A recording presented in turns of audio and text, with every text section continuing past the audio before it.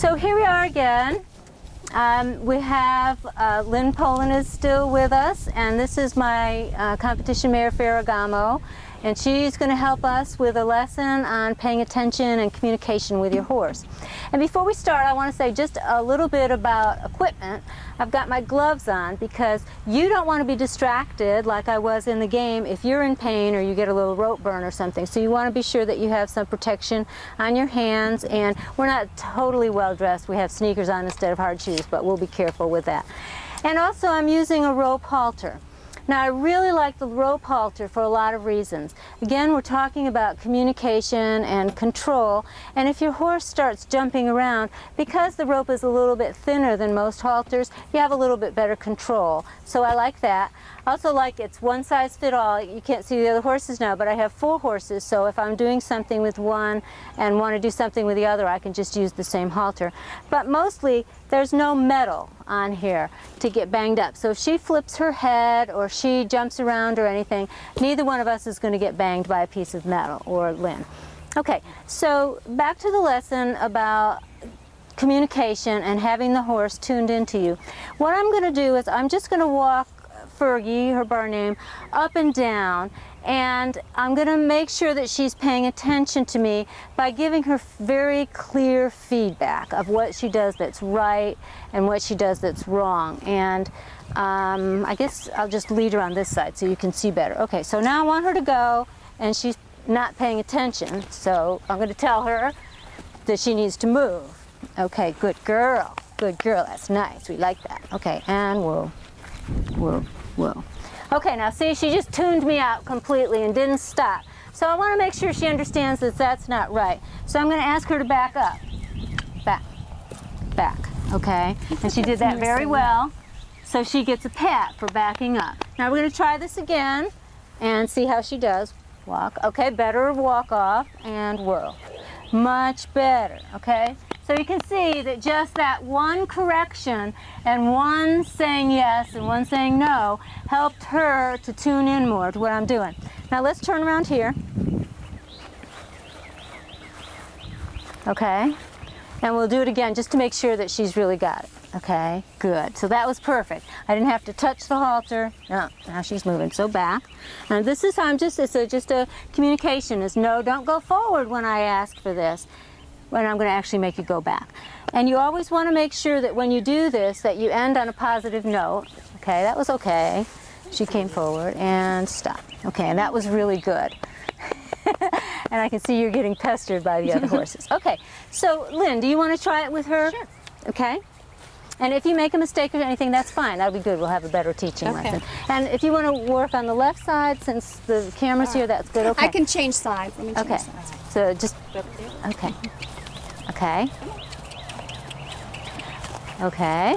So let's stop for a minute. One of the things that you did was click, click, click, click, click, click, click, click. Right. What does that mean? Go. Okay. Do you need to tell her to go every step of the way, or do you want her to start and continue going? Well, I wanted her to go faster than she was, Okay. but I should have. Yeah. So one communication should be go, one click maybe, Okay. and then you need to stop that. So if you need to tell her something else, she can hear it. If all she's hearing is go, go, go, go, go, she can't hear you if you say stop or turn left or right. And I should give you my gloves. Okay. But since she hadn't done what I wanted, I could have backed up the click with something else. Right. Yes. That's when you might have given her a little snap with the whip, the end of the rope. And that's another good reason for these rope halters is you have a long enough lead rope to do that. Okay, so you go away. Go on. Go away. Go away. Good girl. You go away.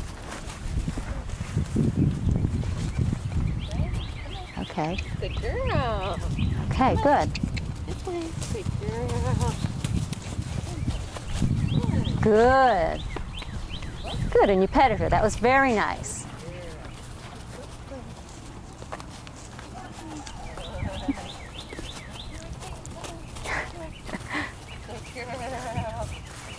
Good. Very good. Okay, so she's doing much better. Yeah.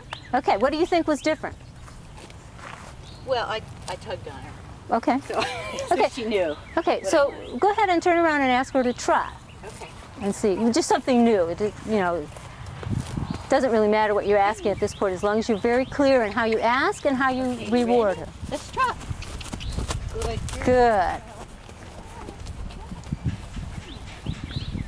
Okay, so that was good. When Lynn asked her to trot and she clicked, she did. When Lynn's body stopped and slowed down, then the horse slowed down. So that was good. She was listening to her perfectly. And that was much better. Good. So she's getting to know you better and how you ask things. Mm-hmm. Yeah. She likes to do good things. Yeah, and eat. Okay, so this is the just the simple exercise that I want to show you with the horse about making your requests very clear and short so that you have time for another one if you want to ask it, and then telling her hot or cold. The hot is yes, the pat, good girl. Cold is when I had her back up or when Lynn gave her a little flick with the whip so that she knew that that was the wrong thing. Okay? Mm-hmm. Any questions? No, thank you. Okay, so let's stop here now and we'll wrap up back in the house. Okay, so here we're back inside, away from the horses. And Lynn, did you have any questions or comments about what we've done today?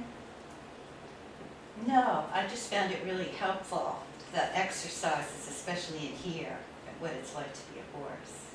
Okay. Yeah. I've been to a couple of cowboy clinics years ago, and in terms of the leading, you caught me and I caught myself doing that click, click, click. Mm-hmm. And I remember one of the cowboys saying, if you ask and you see the slightest bit of try, as they put it, you need to stop asking because you're insulting their intelligence. Mm-hmm. And so it was good to see. I just needed to make it clearer Uh-huh.